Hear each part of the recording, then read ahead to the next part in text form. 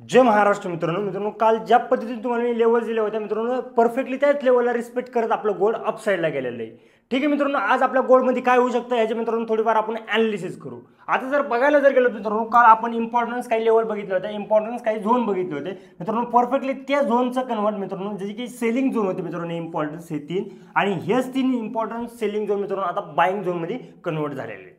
Perfectly बघू शकता मित्रांनो, परफेक्टली रेजिस्टन्स घेतला आणि ते मार्केट सस्टेन होऊन अपसाइडला मुवमेंट दिली। त्यानंतर मित्रांनो हे झोन परफेक्टली बघू शकतो बाईंग झोनमध्ये कन्वर्ट झाला आणि परफेक्टली इथून बाईंग झाली।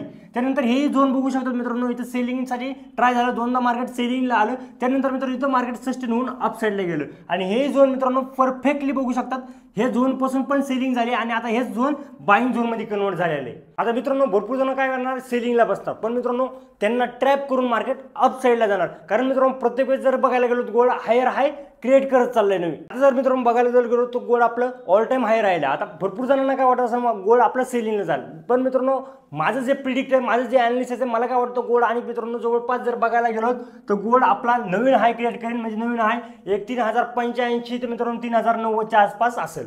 आणि त्यानंतर मित्रांनो जर हा हाय जर ब्रेक जर केला तर गोल्ड आपलं मित्रांनो 3100 पर्यंत नक्कीच जाऊ शकतं ह्या वीकमध्ये। जर मला जर बाईंगसाठी जर प्लॅनिंग करायचं असेल मित्रांनो, बाईंगसाठी मित्रांनो प्लॅनिंग मी ह्या झोनला मित्रांनो थोडंफार मार्केट सस्टेन झाल्याच्या नंतर बाईंगसाठी एक चांगली मुवमेंट कॅच करू शकतो। ठीक आहे मित्रांनो, तुम्हाला जर अशी डेली ॲनालिसिस पाहिजे असेल लवकरात लवकर आपल्या चॅनलला सबस्क्राईब करा।